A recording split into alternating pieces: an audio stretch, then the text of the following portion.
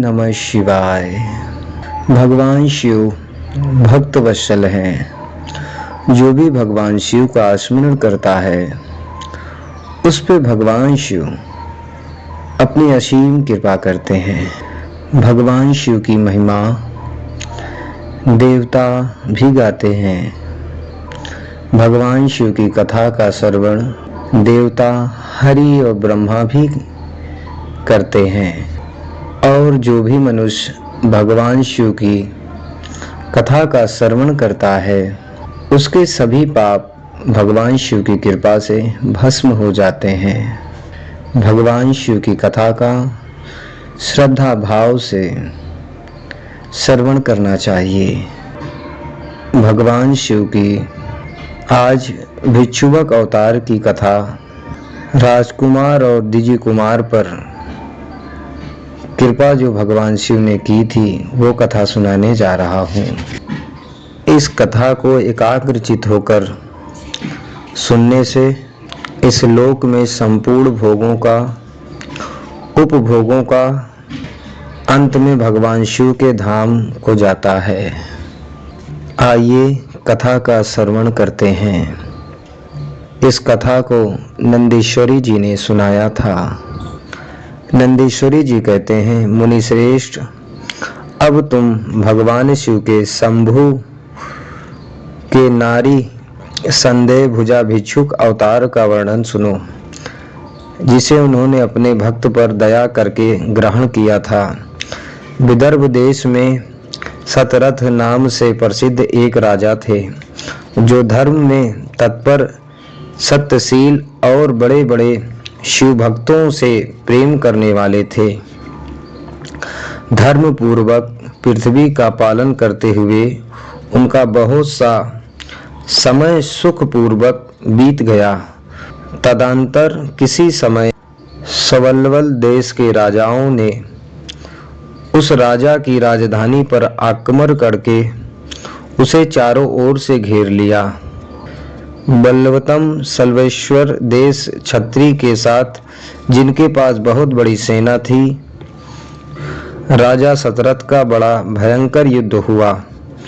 शत्रुओं के साथ दारुण युद्ध करके उनकी बड़ी भारी सेना नष्ट हो गई। फिर देव योग से राजा भी सबल्वल हाथों से मारे गए। उन नरेश के मर जाने पर मरने से बचा हुआ सैनिक मंत्री सहित भय से विहाल हो भाग खड़े हुए। मुनि उस समय विदर्भ राज्य सत्यरथ की महारानी शत्रुओं से घिरी होने पर भी प्रयत्न करके रात के समय अपने नगर से बाहर निकल गई। वे गर्भवती थी, अतः शोक से संताप हो भगवान शंकर के चरण का चिंतन करती हुई वे धीरे धीरे पूर्व दिशा की ओर बहुत दूर चली गई। सवेरा होने पर रानी ने भगवान शंकर की दया से एक निर्मल सवेरा देखा। उस समय तक वे बहुत दूर का रास्ता तय कर चुकी थी। सवेरे के तट पर आकर वे सुकुमारी रानी एक छायादार वृक्ष के नीचे बैठ गई। भाग्यवश उसी निजी स्थान में वृक्ष के नीचे ही रानी ने उत्तम गुण से युक्त शुभ मुहूर्त में एक दिव्य बालक को जन्म दिया, जो सभी शुभ लक्षणों से संपन्न था। देववंश उस बालक की जननी महारानी को बड़ी जोर की प्यास लगी। तब वे पानी पीने के लिए उस सवेरे में उतरी। इतने में ही एक बड़े भारी गहन ने आकर रानी को अपना ग्रस बना लिया। वह बालक पैदा होते ही माता पिता से हीन हो गया और भूख प्यास से पीड़ित हो उस तालाब के किनारे जोर जोर से रोने लगा। इतने में ही उस पर कृपा करके भगवान शंकर वहां आ गए और उस शिशु की रक्षा करने लगे। उन्हीं की प्रेरणा से एक ब्राह्मणी अकाशमात वहां आ गई। वह विधवा थी। घर घर भीख मांगकर जीवन निर्वाह करती थी और अपने 1 वर्ष के बालक को गोद में लिए हुए उस तालाब के तट पर पहुंची थी। उसने एक अनाथ शिशु को वहां कदन करते हुए देखा। निर्जन वन में उस बालक को देखकर ब्राह्मणी को बड़ा विस्मय हुआ और वह मन ही मन विचार करने लगी, अहो, यह मुझे इस समय बड़ा आश्चर्य की बात दिखाई देती है कि यह नवजात शिशु, जिसका नल भी अभी तक नहीं कटी है, पृथ्वी पर पड़ा हुआ है। इसकी माँ भी नहीं है, पिता यदि दूसरा कोई सहायक भी यहाँ नहीं दिखाई देता। क्या कारण हो गया, न जाने यह किसका पुत्र है। इसे जानने वाला यहाँ कोई भी नहीं है जिससे इसके जन्म की विषय में पूछूं। इसे देखकर मेरे हृदय में करुणा उत्पन्न हो रही है। मैं इस बालक को अपने ओर से पुत्र की भांति पालन पोषण करना चाहती हूँ, परंतु इसके कुल और जन्म के आदि का ज्ञान न होने के कारण इसे छूने का साहस नहीं होता। ब्राह्मणी जब इस प्रकार विचार कर रही थी, उसी समय भक्त वत्सल भगवान शंकर ने बड़ी कृपा की। बड़ी बड़ी लीला करने वाले महेश्वर एक सन्यासी का रूप धारण करके साहस वहां आ पहुंचे। जहां वह ब्राह्मणी संदेह में पड़ी हुई थी और यथार्थ बातों को जानना चाहती थी, श्रेष्ठ भिक्षु का रूप धारण करके आए हुए करुणा निधान शिव ने उससे हंसकर कहा, ब्राह्मणी, अपने चित्त में संदेह और खेद को स्थान न दो। यह बालक परम पवित्र है। तुम इसे अपने ही पुत्र समझो और प्रेम पूर्वक इसका पालन करो। ब्राह्मणी बोली, प्रभु, आप मेरे भाग्य से ही यहाँ पधारे हैं। इसमें संदेह नहीं है कि मैं आपकी आज्ञा से इस बालक को अपने पुत्र की ही भांति पालन पोषण करूंगी। तत्पश्चात मैं विशेष रूप से यह जानना चाहती हूँ कि वास्तव में यह कौन है, किसका पुत्र है और आप कौन हैं जो इस समय यहाँ पधारे हैं। भिक्षुवर, मेरे मन में बार बार यह बात आती है कि आप करुणा सिंधु शिव ही है और यह बालक पूर्व जन्म में आपका भक्त रहा है। किसी कर्म दोष से यह इस दुख अवस्था में पड़ गया है। इस भोग कर यह पुनः आपकी कृपा से परम कल्याण का भागी होगा। मैं अभी आपकी माया से ही मोहित हो मार्ग भूल कर यहाँ आ गई हूँ। आपने ही इसको पालने के लिए मुझे यहाँ भेजा है। भिक्षुवर शिव जी ने कहा, ब्राह्मणी सुनो, यह बालक शिव भक्त है। विदर्भ राज सतरथ का पुत्र है। सतरथ को सबल देश के क्षत्रियों ने युद्ध में मार डाला है। उनकी पत्नी अत्यंत व्यग्र हो रात में शीघ्रता पूर्वक अपने महल से बाहर भाग आई। उन्होंने यहाँ आकर इस बालक को जन्म दिया। सवेरा होने पर प्यास से पीड़ित हो सवेरे में उतरी। उसी समय देववश एक गहन आकर उन्होंने अपना आहार बना लिया।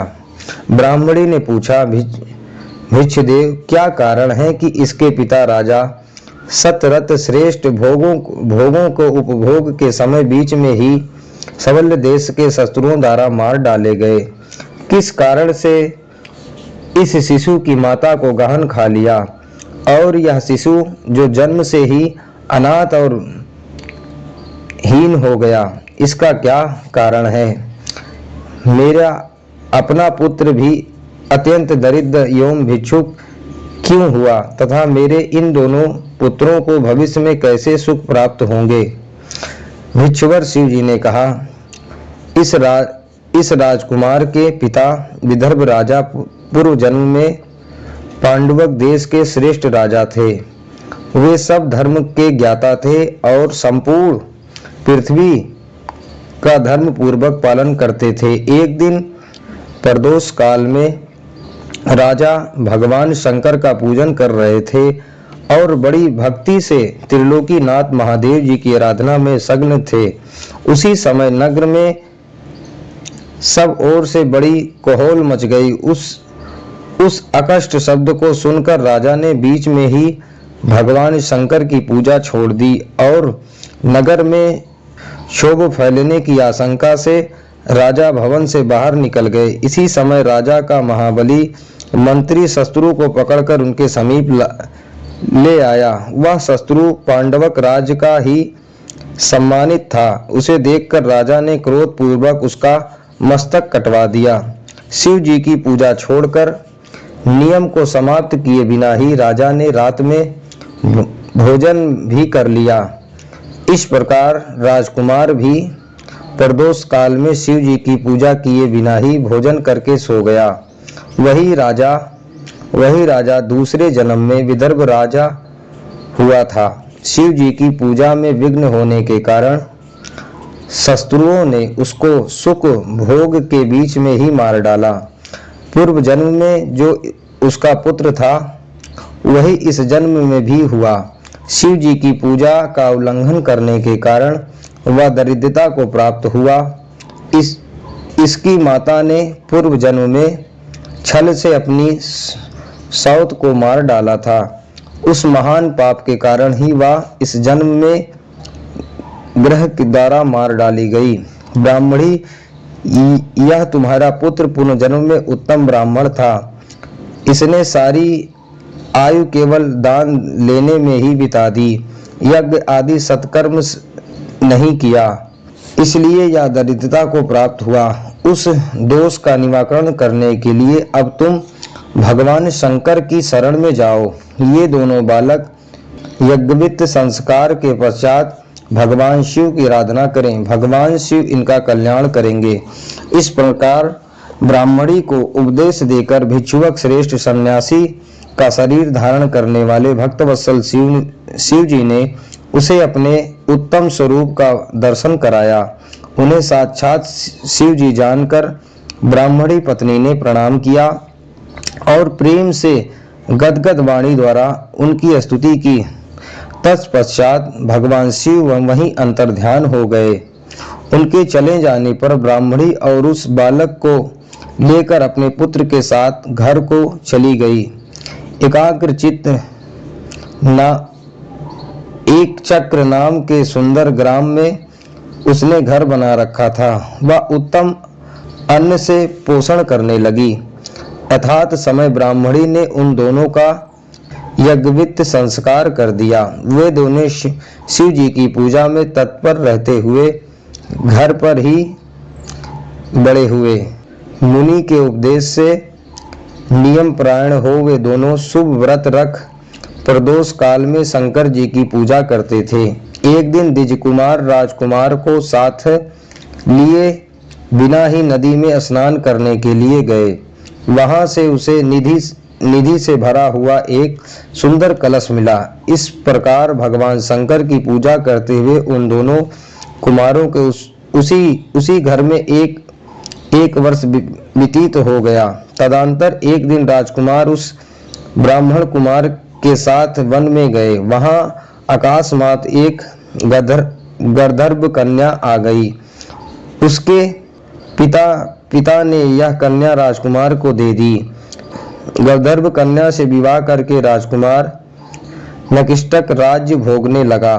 जिस ब्राह्मणी पत्नी ने पहले अपने पुत्र की भांति उसका पालन पोषण किया था वही उस समय राजमाता हुई और वह ब्राह्मण कुमार उसका भाई हुआ। राजा का नाम धर्मगुप्त था। इस प्रकार देवसवर शिव की आराधना करके राजा धर्मगुप्त अपनी उस रानी के साथ विदर्भ देश में राजचित सुख का उपभोग करने लगे। या मैंने तुमसे भिक्षुक अवतार का वर्णन किया है, जिन्होंने राजा धर्मगुप्त को बाल्यकाल में सुख प्रदान किया था।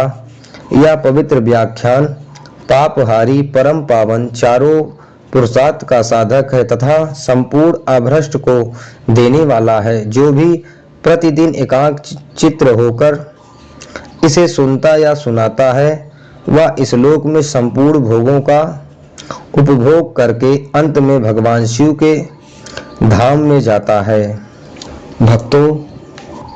भक्तों भगवान शिव की कृपा से भगवान शिव के भिक्षुक अवतार की कथा सुनाई है। इस कथा को सुनाने में मुझसे जो भी गलती भई हो मुझे क्षमा कीजिएगा। भगवान शिव की ऐसी और कथा को सुनने के लिए, भगवान शिव की लीला को सुनने के लिए, भगवान शिव से जुड़ी हुई बातों को जानने के लिए इस चैनल को सब्सक्राइब कीजिएगा और वीडियो को लाइक ज़रूर कीजिएगा। और अगर आप भी भगवान शिव की कृपा को पाना चाहते हैं तो जो भी भगवान शिव की कथा को सुनाता है उस पर भगवान शिव की असीम कृपा होती है। इसलिए आप इस वीडियो को दूसरे के पास शेयर कीजिएगा। जब कोई आपके माध्यम से इस कथा को सुनेगा तो उसका पुण्य आपको प्राप्त होगा। इसलिए इस वीडियो को शेयर जरूर कीजिएगा, इस कथा को शेयर जरूर कीजिएगा और चैनल को जरूर सब्सक्राइब कीजिएगा। ओम नमः शिवाय।